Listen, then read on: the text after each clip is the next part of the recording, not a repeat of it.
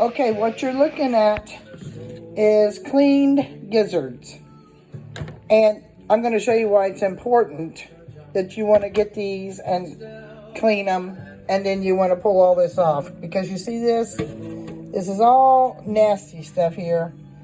And I know that looks gross on a video, but there's a reason why I'm showing you all of this is because I don't want you cooking something like that that's nasty. But anyway, so this is what you do. You clean all this stuff here off your gizzards. Get them washed up like this. And now I'm fixing to put them into a pot. And we're going to just let those slow simmer. And that's what makes them tender. And then at some point tomorrow, I'll probably be frying these up. Okay, so here we are. We've got our gizzards on the stove. And I'm going to put those in water with a little bit of salt. And I'm actually going to be using just a little bit of bouillon to help flavor these up. And I'm just going to dump probably, looks like maybe a teaspoon or so full in there. And mix that up. And we're going to let those slow simmer for at least a couple hours. And I'll make them good and tender for tomorrow. You know, I'm always messing up in the kitchen. I put those chicken gizzards on the stove. And I probably should have, see, I can't even talk. I probably should have put them in just a little bit bigger pot. So that's what I did. I had to switch them over. So you want to leave a little bit of room in there. That way when they, start cooking, you want it to just simmer. Turn it down towards just a very slow little boil. So, yep, we're back again. And it's probably been about a half an hour. And this is what the gizzards are starting to look like. And this is what I'm talking about, where you just want them to sit there and simmer. So we're going to let these simmer real good. And like I said, we'll get back on this tomorrow. I'm getting my flour mixture together here. And I've got about a cup of flour in just this container here. And I'm going to add about a teaspoon of salt. Just real light on the salt because instead of garlic powder, I had to use garlic salt. I'm out of garlic powder, apparently. So I'm going to use probably about a teaspoon of garlic salt on that. And I needed onion powder. Since I don't have onion powder, I improvise a lot. So I'm going to do about maybe a half of a teaspoon of the onion, minced onion. And then on this two-step, that's kind of to your taste. I'm not crazy about real spicy food, but I'm going to do maybe about a half a teaspoon just to give it a different flavor. And then the paprika, I'm going to use about a teaspoon of that. And we're going to get that mixed up. And before we even start in on that, these chicken gizzards that I was telling you about, I'm going to drain those off real good. Take a paper towel, just kind of maybe daub them up a little bit with a paper towel. Not real crazy, but get a lot of the excess broth that was in there off of them. Drain them real good. And then we'll go from there. So I'll be right back. Okay, so I just started my oil, and I've got about probably about a cup and a half to 2 cups of oil, vegetable oil in the pan here that I'm going to heat up. And I'm going to want that just enough that it's going to be about 360 on, if we was going to check it with a thermometer. A lot of times people don't do that. I normally don't. I will throw one of the gizzards or livers or something in the oil, and you can tell right away if it's too hot, because if it's too hot, it's going to brown way too fast. And of course, if it's not hot enough, it's going to soak right to the bottom. And if it's like where it's supposed to be, it's just going to be a nice slow boil or a bubble when you throw it in there, and just you can tell when it's frying. We'll come back to that and I'll show you. So while this is heating up, I'm going to go on. Start mixing these up in the flour. Start dipping them in the egg wash. And I will lay them on a plate for a couple minutes till this heats up and we can start frying them. Okay, so we're back. I've got my flour mixture. And as what I did, I actually only did about 1/4 of a teaspoon of salt. And about 1/2 to 3/4 of a teaspoon of garlic salt. And then I did, because I didn't want it extremely spicy with that Cajun two-step, I only did like 1/4 of a teaspoon in here with that. And I did a 1/2 a teaspoon of that minced onion. And I just did it whole. I could have actually smashed it up and made powdered, the powdered onion out of it, but that's okay. So is what we're going to do. We are going to take these chicken livers now, and we're going to put them in the powder, or the flour mixture first. We're going to mix these up in the flour mixture, and we're going to, after we get done with that, you want to do this first.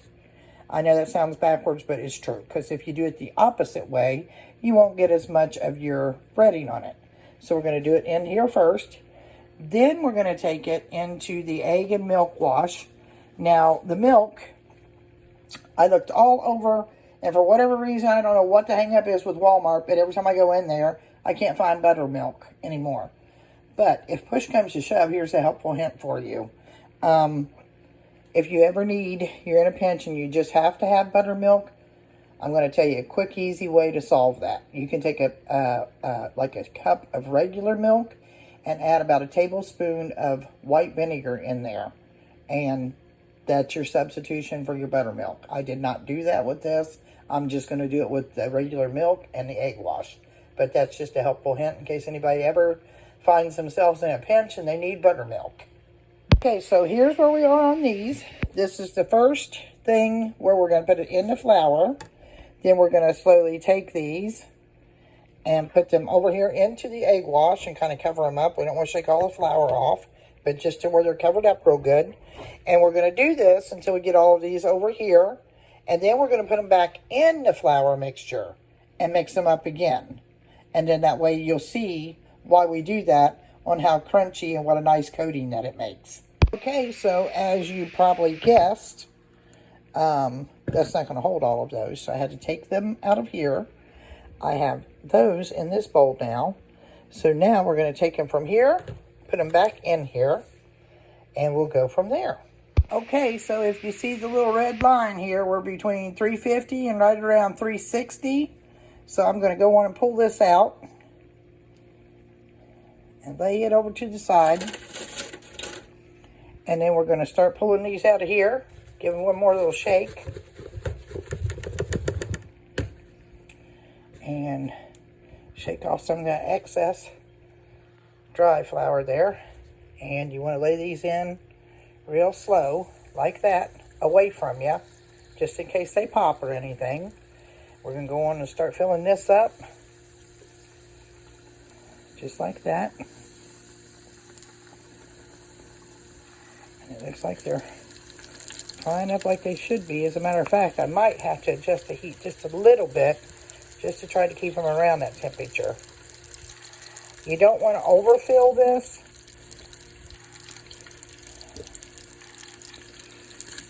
Ooh, did you see that? I almost splashed it up on me. But anyway, so we're going to let these kind of fry up for a minute. And while they're doing that, I'm going to add some more. That's okay.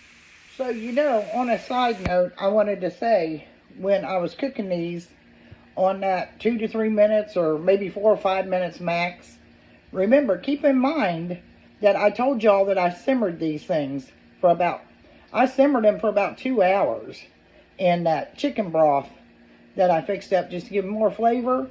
So by the time that I rolled these in the flour and the egg wash and all that, they were fully cooked at that point.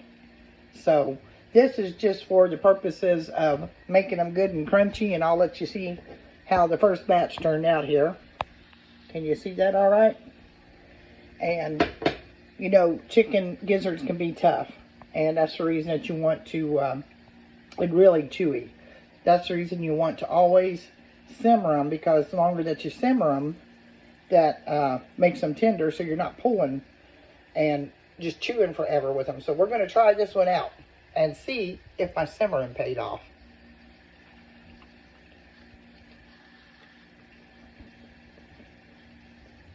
And you know what? It did. It's hot too. Anyways, these are really for my brother. I like gizzards, but I love livers more. But he's the gizzard eater. So, I'm frying these up for him tonight, and then I'm doing my livers next. But these are still good too. Now, can you see where they're all floating back up here to the top? So they're starting to get just a little bit of a brown coating on them. And they've been cooking for maybe about 2 to 3 minutes. It shouldn't take that long. Maybe 4 to 5 minutes, if that, sometimes, depending on how big they are. Here we are. We're back to batch number 2, getting ready to pull these out. And he's going to have livers last him all week. Gizzards. He's going to have these gizzards to last him all week unless he makes a buddy that likes gizzards as much as he does. He and I grew up a whole lot different from the people around us because most of the people around us, they don't, that's not their cup of tea, livers and gizzards and squirrel and rabbit and stuff like that, you know. I don't know, we ate what Grandma and Mom and all of them cooked. Our aunts cooked. What was put on the table, that's what we ate. And I think that's got a lot to do with it. So just like in my kids' case, when they were little, even if I didn't like something, I didn't let them know that I didn't like it. I would fix them a little bit, and if they gave me that story that they didn't want to try it or they didn't want it, I'd say, nope, you're going to at least take a couple bites and get a taste of it. And then if you honestly and truly don't like it, not just because you're not hungry, then you won't have to eat it. Then, I mean, I don't force anybody, even my kids, to eat something that they don't want to eat. I didn't want that done to me, and I'm not doing it to my kids. Or I didn't do it to my kids. I don't do it to my grandkids. But I do make them at least try it out. And then if I fix it again, I'll make them try it again. Just to make double sure. Because maybe that's just not what they were thinking was good that day. So, you know, it's just being fair about it, I guess. But anyways, back to that. You see where we're at with this here? I've got like a whole bowl of these now, these chicken gizzards. And got this whole pan here full again, but that'll be the end of that. And then I'll start cleaning up this mess and get ready to do my livers. Okay, hello again, everybody. So I just finished up making those chicken gizzards, and I'm trying to learn how to do my own editing on my videos so I can get these posted. The less I gotta get my kids to help me, the better. I need to learn how to do things on my own with this stuff. So hopefully I will get better on editing and posting these videos as we go. So just bear with me and keep in mind, this one was my first video.